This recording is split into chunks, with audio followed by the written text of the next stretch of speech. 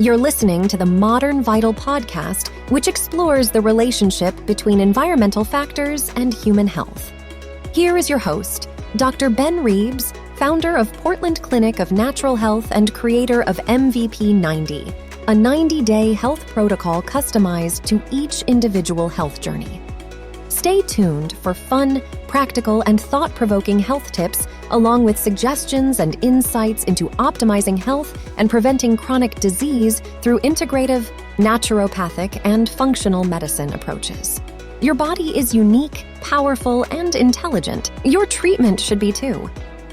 On today's episode of the Modern Vital podcast, our topic is vitamin C in the treatment of SARS-CoV-2 or COVID-19. And today's special guest is Dr. Paul Anderson, naturopathic physician and recognized educator and clinician in integrative and naturopathic medicine with a focus on complex, infectious, chronic, and oncologic illness. And in addition to 3 decades of clinical experience, he also was head of the interventional arm of a U.S. NIH-funded human research trial using IV and integrative therapies in cancer patients. He's co-author of the book Outside the Box Cancer Therapies and co-author with Jack Canfield in the anthology Success Breakthroughs, as well as the Lioncrest publishing book Cancer, The Journey from Diagnosis to Empowerment. Welcome to the show, Dr. Anderson. Thanks for having me. It's great to have you. Huge fan of yours. Now, I know you have some important updates for us, on vitamin C and IV vitamin C. But let's just start with, what do we know? What's the data? What do we know about vitamin C in general and intravenous vitamin C, like in patients with COVID? Yeah, I think that's a great place to jump in. I think as the setup, because there's a probably 10, 15 ways you could take why it might be helpful, but one of the most critical things, I think, which we've seen in other acute illnesses as well, but COVID kind of has some unique immunologic problems that maybe match up with the need for vitamin C. As soon as you put a human under stress, whether it's illness or another type of stressor, their vitamin C levels go down. And we, unlike most other animals, we don't make our own vitamin C. We're lacking one enzyme to do that. So if you take most other animals and stress them, get them sick, they make more vitamin C. We can't do that. So we have to get whatever we do by what we eat or drink. And if you pair the fact that it's water soluble, what comes in goes out for the most part. There's tiny bits stored, but not much. But if you pair that fact that we're only working on kind of what we get today and tomorrow dietarily, and then we stress ourselves, especially with an acute illness, we can decrease the level of vitamin C that we really need for our body to work to zero, basically. In the case of virus infections and other acute problems, one of the things that helps us to not as much just sort of fight hard or whatever, but what helps us modulate our immune system is that we want a good, robust immune response to go up in the beginning of an infection. Great. But what helps us have that not go up too high and hurt us is our natural antioxidants that kind of temper the immune response. Vitamin C is the one antioxidant in the middle of 3 important antioxidants that goes away when we get sick. So one of the things that I think is really important is just at the base level, like there's lots of other mechanisms, but at the base level, our inability to deal with the overwhelming inflammatory drive, which is what we saw earlier versions of COVID create a lot of disease. Part of that is burning out vitamin C, and then we kind of can spin out of control, which is what we see with the so-called cytokine responses, et cetera.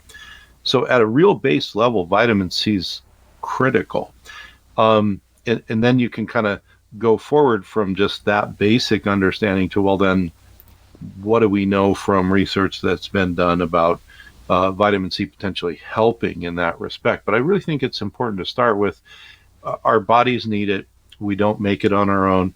And when we get stressed with an illness, especially something like SARS-CoV-2, we burn it up really, really quickly. And that doesn't help us in the long run. And is it that we also don't make it, or we don't absorb it as well, or is it just literally we burn through it? Um, the the the absorption does go up and down, but basically we generally don't keep enough around in our system where there's a reserve like there would be with other nutrients. So most of it is, as soon as we start to get sick, we burn it up at a much faster rate than normal.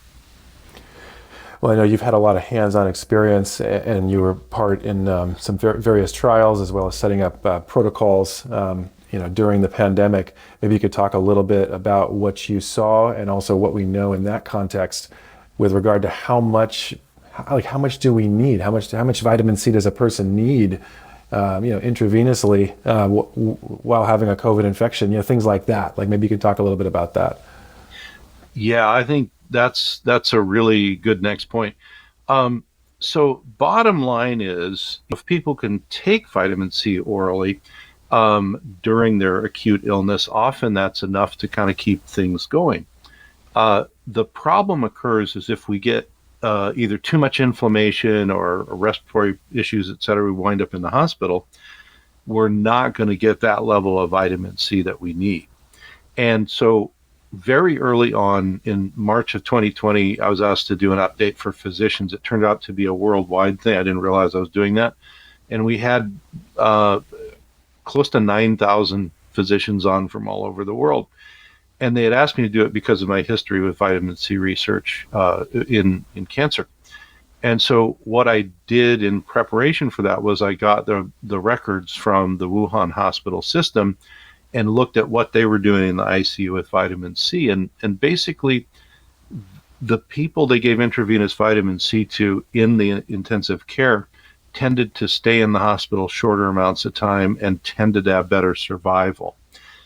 And what the slam on that was, well, it's not a randomized controlled trial, which, okay, it's what we had at the moment.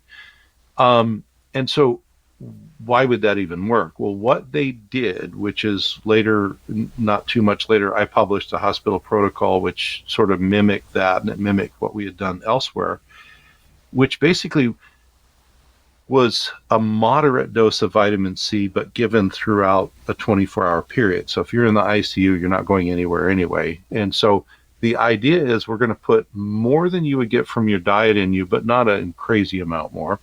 And we're going to put it in persistently throughout the day so that your vitamin C levels never crash. And when your body needs that balance to the inflammatory immune response we want, but we also want the counterbalance of antioxidant activity, it has what it needs. Okay. So we started to do that. And I'll talk in a minute maybe about some personal experience with that. But about a year or so later, there were a number of randomized controlled trials that were started on vitamin C. 2 of them did get published. We'll put a link in that gives a little review about that. But in both of them, they did similar to what I just recommended, kind of a steady, persistent dose of vitamin C intravenously.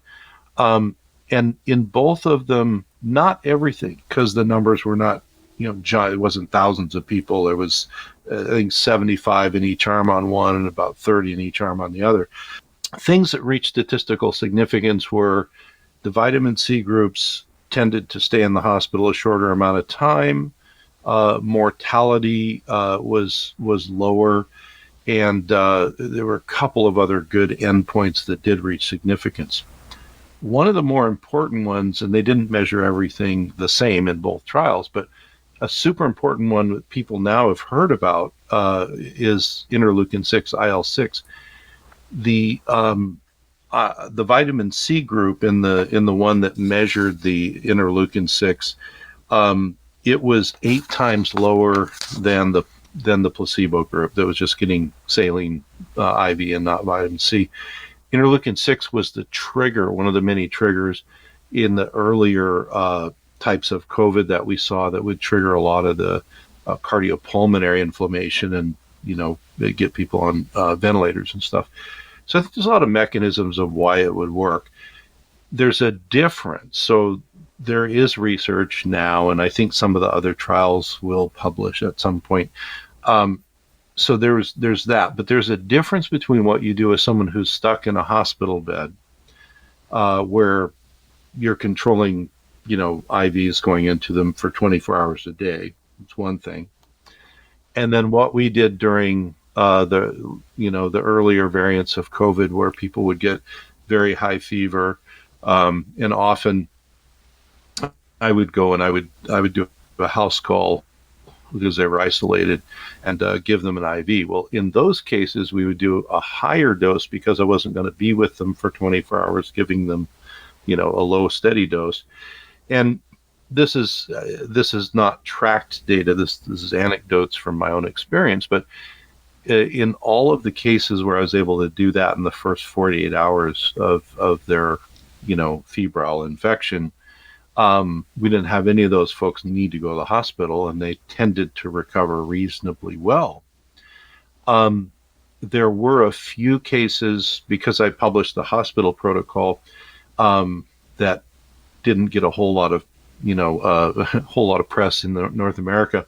There were a few cases, though, where families had kind of pushed the issue, and so the hospitals called and said, "How do we do this?" And that's why I wrote the protocol. In the handful of cases where the hospitals in North America did do the IV vitamin C similar to the Wuhan protocol, which I adapted for the US, all of those patients got off the ventilators and went home alive. There were, a number of other cases I was involved in where the hospital refused to do it, and most of those patients, unfortunately, did pass away. So, again, those aren't, referee data. That's just anecdotes. But it was pretty compelling to watch it kind of play out, face to face, as it were. That's incredible. Yeah, I was looking at the paper you shared with me and reading through those two studies, and it was amazing to see. The first one was about 3.5 grams of vitamin C. The second was about 24, I think, and still seeing a statistically significant improvement in both studies, but then seeing a much greater one in the higher dose. It appears anyway. Yeah. Could you speak to that a little bit? I mean, are we looking at, do we need 10, 20 grams or? Well, yeah, I think that's a really good question. I think the real answer is we may not know. I think the first study, at least the way I wrote the summary, with the lower dose, the fact that it had some statistically significant benefits, even at 3.5 grams, let's say, was pretty impressive, really. And I think what that speaks to is the fact that the body normally runs on fairly tiny amounts of vitamin C. So if we're trying to just replace that, we might get there with just a few grams. I think in the case of a very ill person, such as what they did in Wuhan originally, or they did in the second paper, or what I published, where you kick it up a little higher, so they're getting an average of 1,000 milligrams or a gram every hour, I think that makes more sense with a more critically ill person. And like I said, when I would do a house call with somebody that had 103 or 4 fever and they just got COVID, we would give them, twice or 3 times that much, because then it would be in their body a longer amount of time. Because, again, I wasn't at their house giving them IVs every day like the hospital could. So I do think there is a dose response. And I do think you see it between those two studies, although one issue with studies is if your endpoints can be very different for each study. So the two they had that crossed over were general survivability and shorter hospital time. I think those were the two that crossed over. The biochemical changes, I think you'd see more as they did in the second study with the higher dose, where the interleukin-6 went way down, et cetera. So I do think that's of note, yeah. And can you maybe give 3 or 4 mechanisms, reasons you think it's working? I mean, I know we know that vitamin C recycles vitamin E, for example. We know that it's a potent antioxidant. We know that it can have an impact on the RAAS, the Renin-Angiotensin-Aldosterone System. We know it can do all these different things. And as well as improve the differentiation and proliferation of certain leukocytes like macrophages and lymphocytes, neutrophils. But what are 2 or 3 reasons you think it's so impactful? Yeah, I mean, obviously, all of those things are on the list. And just to give it a little broader exposure, in the original plan with the 3 Wuhan hospitals, their biggest goal was to keep people out of the hospital. And so they literally had train cars full of ascorbic acid powder brought in, and everybody was just taking it orally, which really appeared to help. So the fact that if you're not that sick yet, or you're prepping for people being sick around you, you just increase your oral dosing. That on its own may or may not be preventive, but will be supportive during the infection. I think the one huge core is that vitamin C is in the middle of the 3 primary antioxidants that our body uses.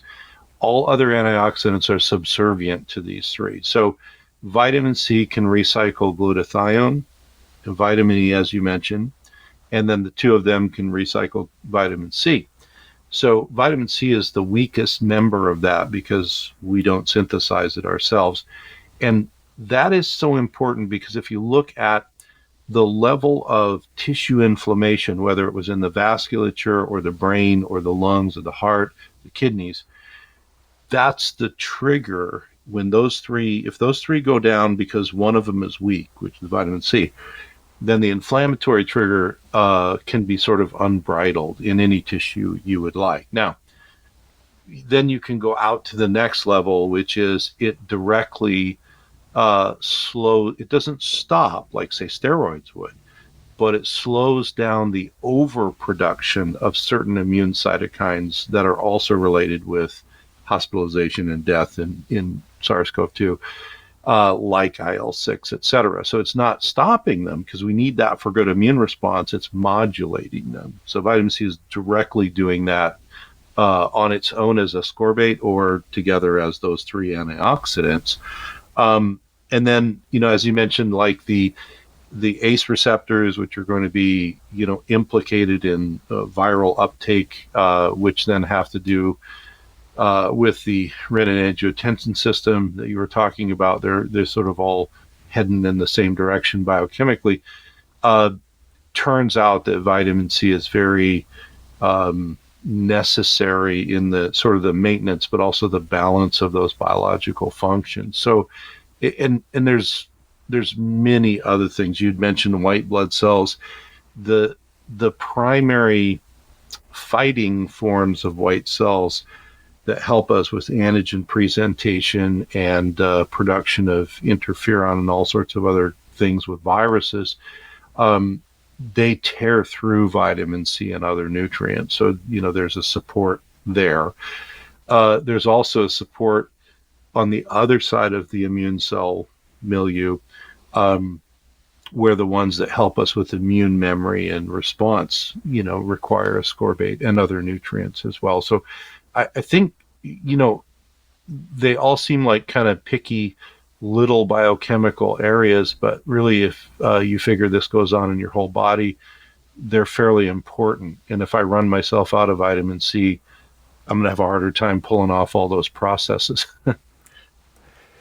Well, just one final quick question for you. I was combing through Linus Pauling's website on vitamin C, and there was a study about how we need 30 to 100 grams orally a day to get a really steep increase, in our extracellular, intercellular vitamin C.